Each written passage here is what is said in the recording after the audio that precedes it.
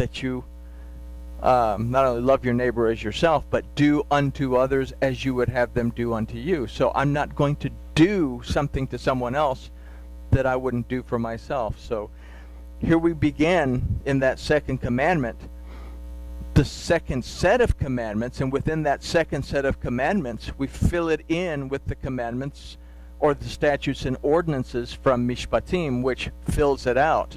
So, come in. And he that strikes his father or his mother shall surely be put to death. Okay, well, that can go under honor your father and your mother. He that curses his father or his mother shall surely be put to death. Okay. So, how can we take that from a deeper sense? If I seek to damage my own life intentionally, then it's going to lead me to be in a state where I am dying.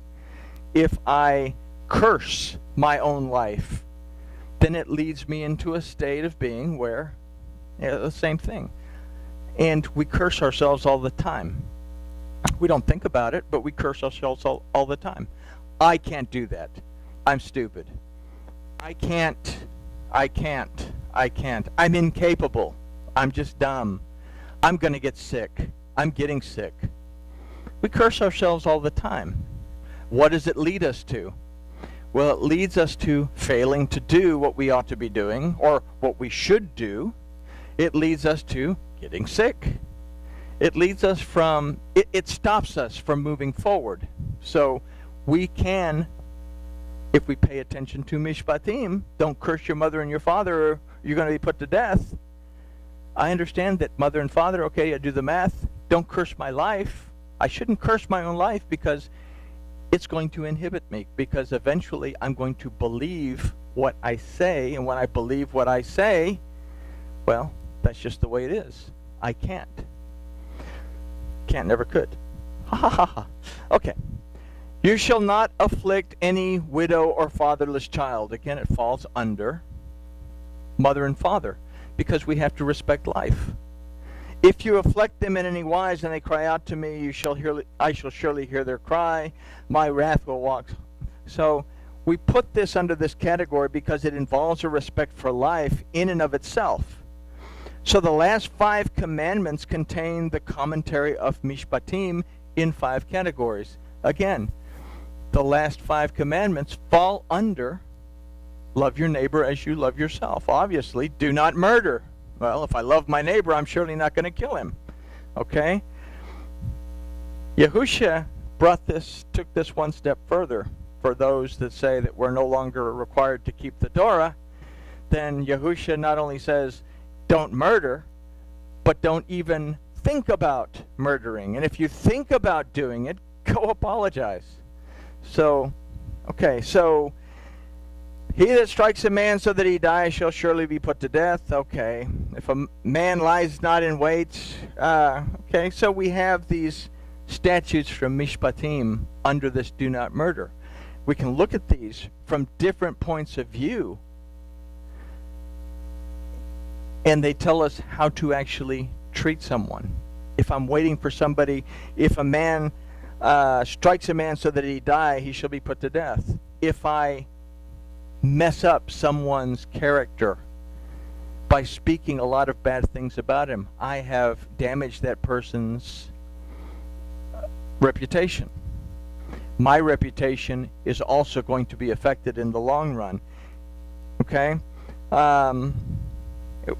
Again, you can look at these and look at it from a life application point of view. How do we apply these? I've broken some down, so I won't spend a lot of time with those.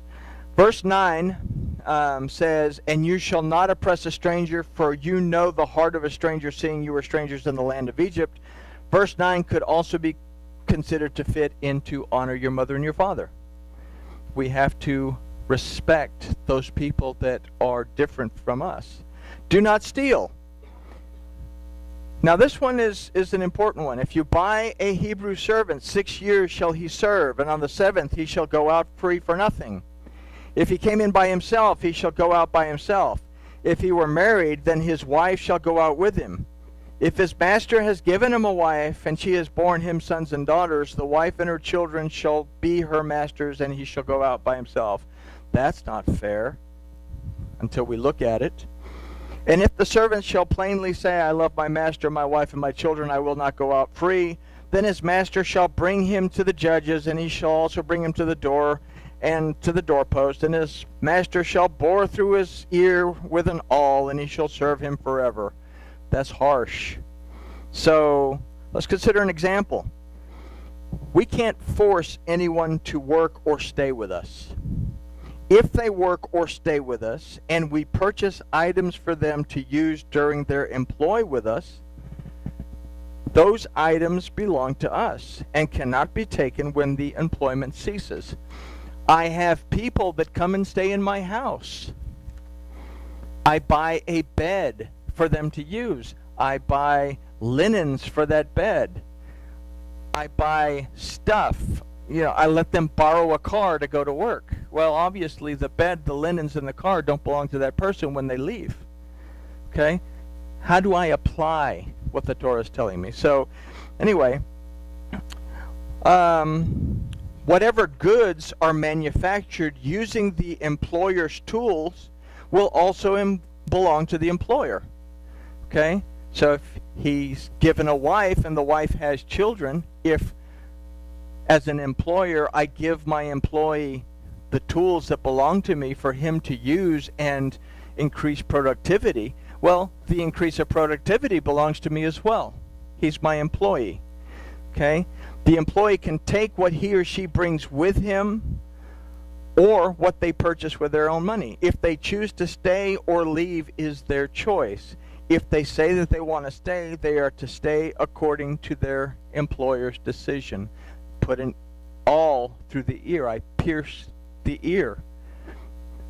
That if you're going to stay on a job, you stay according to the employer's conditions. If you're going to stay in my home as my guest, even though you have the option to leave, but you say, I choose to stay, great. You stay under my conditions. Okay? So it's application. There's a lot more in that, but this is just a generalized idea of how to take these and apply them to our life circumstances. Here's one. And he that kidnaps a man and sells him, or he be found in his hand, he shall surely be put to death. Okay, well, at face value, kidnapping is a federal offense. But we can also consider that wasting someone else's time so that they lose an opportunity to be productive or to take advantage of an opportunity also falls into the statute's guidelines. I don't have to kidnap you, but I can waste your time so that you don't have the opportunity to do something that will make your life productive. Okay? So we start to see how we can use these outdated rules in that Old Testament. But we see that there are life applications for these if we'll just look at them. And when we look at them, you open up the Strongs and you start to look at these from the Hebrew words, they really start to explode into life applications. If a man shall open a pit, or if a man shall dig a pit and not cover it, and an ox or a donkey fall in therein, okay, the man that digs the pit is going to make it good, for the owner, and the dead beast shall be his. Lots of little things. So if we are aware that what we are doing will cause loss to another, then we are responsible for making recompense. All of these. If I am aware that what I am doing, and I don't tell someone about what I am doing, then they get hurt because I didn't bother to tell them that I was digging a hole and pouring wet concrete in there, and they walk through my wet concrete and break their leg, then I'm responsible. And this is what it's saying. If you do something and someone else gets hurt because of it, you're responsible. So if we are aware that what we're doing will cause a loss to another, then we are responsible for making recompense. We must own the fruits of our errors. And this would also apply in the categories of not bearing false witness and not coveting. Okay? I don't want to pay you back because it's going to take away from me, so it was your fault. Obviously, it was your fault, even though it was obviously my fault. I'm bearing false witness. I'm going to lie about it. Or I really don't want to give you because I'm happy with what I have and I don't want to lose anything that I have. So it can fall under the coveting category. Happens all the time. So if a man shall steal an ox or a sheep and kill it or sell it, he shall restore 5 oxen for an ox and 4 sheep for a sheep. If a thief be found breaking up and be smitten, if he gets struck in the dark and it kills him, then there is no blood required to atone for that. The guy was breaking into your house, you killed him because you were protecting yourself, whatever, you know, it's just the way it is. You didn't see what was going on, but if it's daylight and you see that person, then you have to make other arrangements to stop doing it. It's basically what it's saying. But let's move on from there. These go back to under don't murder, don't kill. So we come into the second part of this theft offense is found in the do not bear false witness heading. Okay, so let's go to 22:7 here towards the top. If someone delivers unto his neighbor money or stuff to keep and is stolen out of the man's house and the thief be found, let him pay double. Okay, but if you give me something and I lose it and it's stolen and I say that it's lost or it's stolen and you don't believe me, we have to go to court and all this stuff, it falls under a bear false witness heading. So do not commit adultery. If a man entices a maid that is not betrothed to lie with her, she will surely endow her to be his wife. If her father utterly refuses to give her to him, he shall pay money according to the dowry of virgins. Daughters-in-law, daughters found for sons were very important in this ancient culture. In fact, the word in-law is actually the word kalal, that means to make whole, to make complete. When I'm looking for a daughter of another person to give to my son as a wife, it's because this wife that I'm giving my son, who's going to be my daughter-in-law, is going to complete my son. It's going to make my son whole. It brings the atom together. I have to find the right person, and if this person is not the right person, then that person has to pay for the damages that he's done. But again, we could take this in a lot of different ways, but don't be in a hurry, young men, to get hooked up with the first woman you see. There's going to be a whole lot of other ones. Find the one that makes you complete. Okay? Do not bear false witness falls under that second commandment, to love your neighbor as yourself. Now, here's a grouping together. And if a man sells his daughter to be a maidservant, she shall not go out as the men servants do. Okay? Obvious. If she please not her master who has betrothed her to himself, then he let her be redeemed. To sell her to a strange nation, he shall have no power, seeing that he hath dealt deceitfully with her. And if he hath betrothed her to his son, he shall deal with her after the manner of daughters. If he shall take him another wife, her food, her raiment, and her duty of marriage shall not diminish. And if he do not these things unto her, then she shall go out free without money. So, how do we apply this? Again, let's apply it to an employer-employee relationship. If I hire someone, the work must be given. The work that is given must be suited to the one hired to do it. We have Miss Dot the other day hired the vacuum, the steam cleaning people to come to her house to clean her carpets. The company sent 2 people that are in the division of this company that clean air ducts. They had no clue as to how to clean carpet, so they made a mess of the carpet. Okay? If you sell your daughter to be a maidservant, she shall not go out as a manservant. Can we see an application here? If I hire a daughter, or if I sell my daughter, if I give my daughter out to do daughterly stuff, don't put her on the construction crew. Unless you're in the 21st century, then she probably knows more about construction than the guys. But don't put an employee that doesn't know how to do something doing something. Don't hire someone that doesn't have the qualifications to do a certain job. Nor should an employer attempt to deceive his customers by sending an employee who is not knowledgeable or equipped to do the job. If a man strikes his servant or his maid with a rod and he die under his hand, he shall surely be punished. Notwithstanding, if he continues a day or two, he shall not be punished, for he is his money.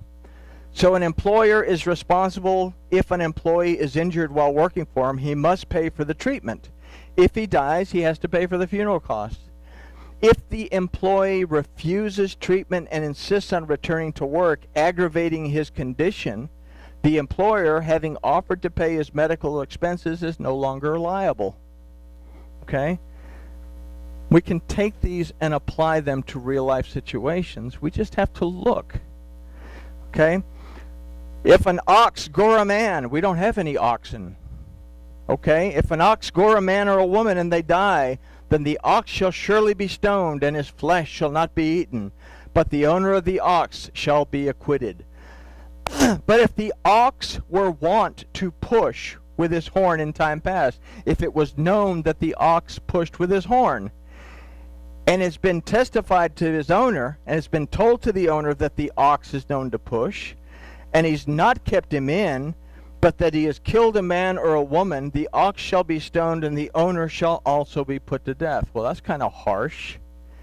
You knew your ox was dangerous. You didn't do anything about your ox. Now your ox has gone off and killed someone. Your ox is going to be put to death, and you're going to be put to death because you knew about it. You didn't do anything about it. How can we apply this?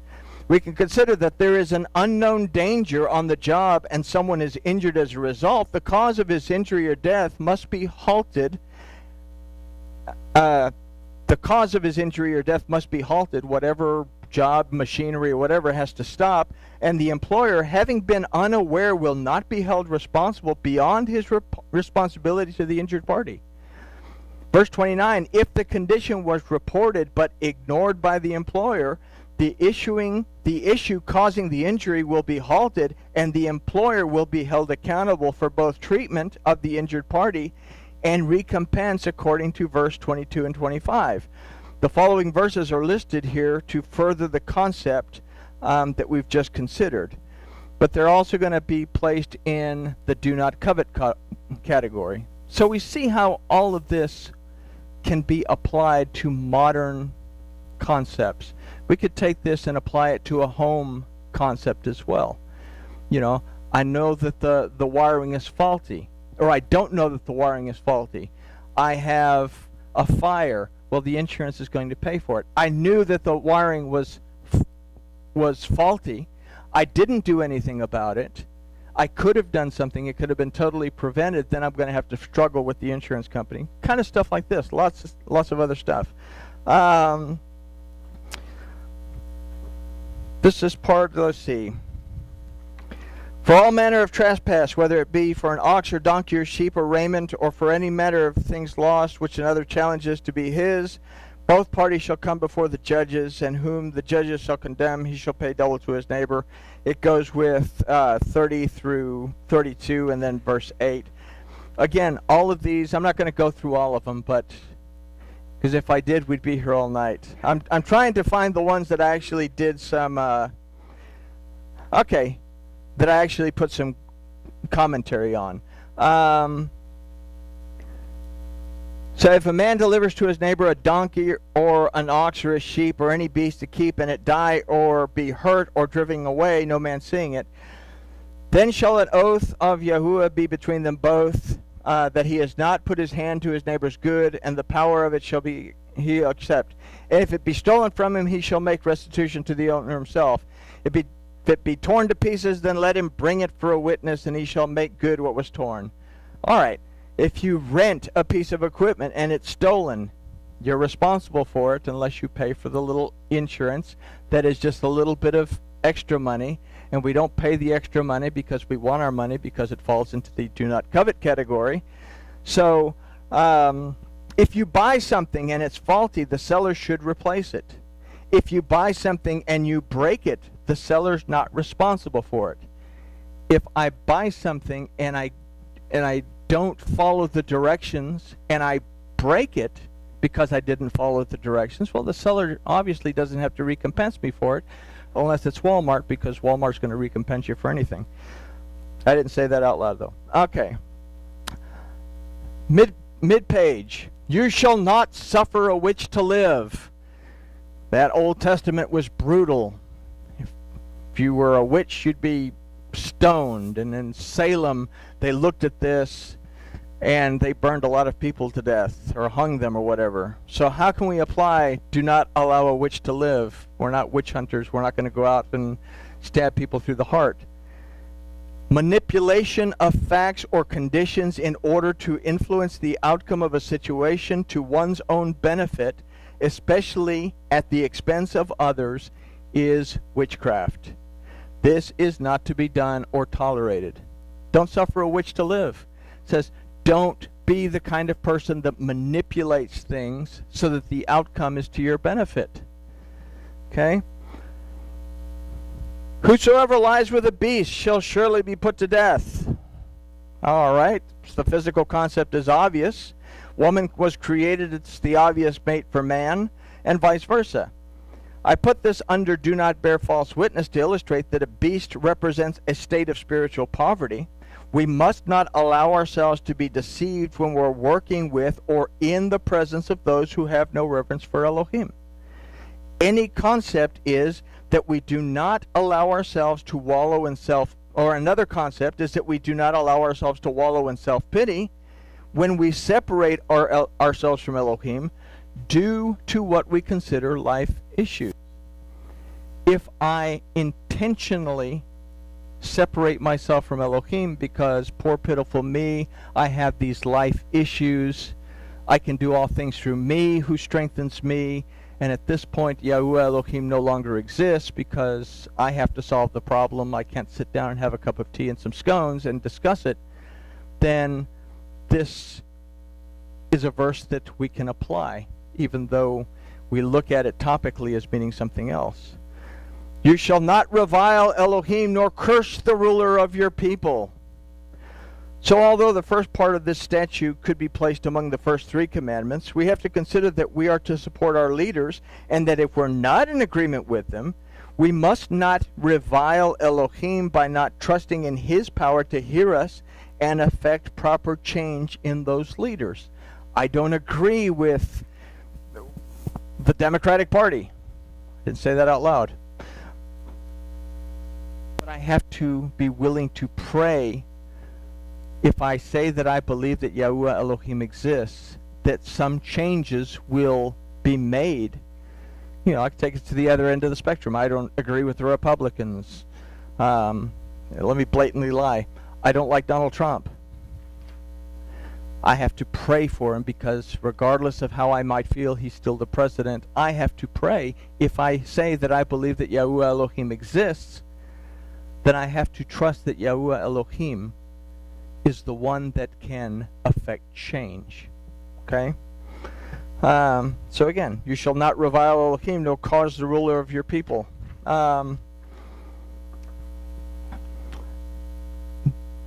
You shall not follow the multitude to do evil, neither shall you speak in a cause to decline after many to wrest judgment, neither shall you lift up a poor man in his cause. These are obviously.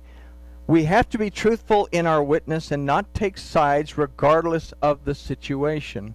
The judges, when they were given their commands, were said, don't take a poor man's side just because he's a poor man. A poor person can be just as wrong as a wealthy person. Look at the situation, not the person, right? Okay. You shall not wrest judgment of your poor in his cause. Keep yourself far from a false matter, and the innocent and the righteous slay you not, for I will not justify the wicked. Truth and staying true is an important topic in Mishpatim. An example of this is the Nazi effort to destroy the Jews in World War II. Their propaganda that Jews were evil and had to be exterminated was a falsehood. Protecting the Jews by hiding them, even though deceptive, was in fact the truth. They did not deserve to be exterminated. Yahuwah will not justify a wicked and a false propaganda, regardless of how convincing it may be. Because people approach me with this all the time. The people that hid the Frank family, they lied to the Germans, but the Bible says that he hates a liar. Does he hate them for hiding the Franks? Or was the fact that the Germans wanted to kill the Franks because they were Jews, was that the lie, and their protecting the Franks was actually the truth? They were keeping the truth. What is my point of view? What is Elohim's point of view? Okay? Do not covet. So, if men strive together and one smite another with a stone or with his fist, and he die, but he doesn't die but keeps his bed, if he rises again and walks abroad on his staff, then he that smote him will be acquitted. Only he shall pay for the loss of his time, and shall cause him to be thoroughly healed. So this is one of the equality for penalty rules. The recompense for loss must be equal to the loss and never more or less. And here we go into the equality things, that if a woman with a child is injured because two guys are fighting, but no mischief follows, he's going to be punished according to what the woman's husband lay upon him, and he shall pay the judges to determine. Then it goes into this life for a life, eye for an eye, tooth for a tooth, hand for a hand, foot for a foot, burning for burning, wound for wound, stripe for stripe. And they say, well, that was so harsh, because if you cause someone to lose a hand, they were going to cut your hand off. Or if you lose someone to lose their tooth, they're going to knock your teeth out. What this is saying, that the penalties in a court of law must be adhered to. If an appeal is made because the plaintiff believes that the recompense is not sufficient, the recompense can never be more than the value of the loss. This doesn't allow for ridiculous awards to be given for mental pain and suffering or any other such thing. You know, the things in lawsuits, they award this itty-bitty sum for the actual damage, and then they give these outrageous millions of dollars for pain and suffering. If it says eye for an eye, tooth for a tooth, what was the loss? Replace what was lost. Any time that it affected has to be paid for. But pain and suffering is irrelevant. Okay? Of course there's pain and suffering. There's pain and suffering on both parties. Okay? So this doesn't allow for ridiculous awards for pain and suffering and all that. If the child of the pregnant woman is killed in an accident or altercation, the family can sue for whatever potential the child may have had in his or her life. This statute eliminates any greed in receiving recompense. Okay? The child could have been a surgeon. I'm going to sue according to what a surgeon could have made over his lifetime. It's not outrageous. But I cannot sue for billions of dollars, because that is not what the surgeon, I don't know that he would have become Warren Buffett or Bill Gates, but I have to follow this rule of recompense. It has to be fair. We go on, again, all these things. If if a person loses an eye, he has to go free for the eye's sake. But if he strikes out his manservant's tooth or maidservant's, he has to let him go for the tooth's sake. If an employee is disabled while on the job, and the employer will provide for him or her if he or she is no longer able to work. If it is the employee's fault that he or she is injured on the job, we go back to verses 22 and 25 that, well, the employee has to suck it up. The employer may still pay for the medical costs and whatnot. But without getting too redundant, do we see how Mishpatim, these outdated, antiquated rules can actually apply to everyday situations if we will bother to take a look and understand how we can apply them. These are still valid. Yahusha said, until heaven and earth passes away, not a letter of the smallest letter is going to change. How can we apply the word of Yahuwah our Elohim to our lives, even though what we read is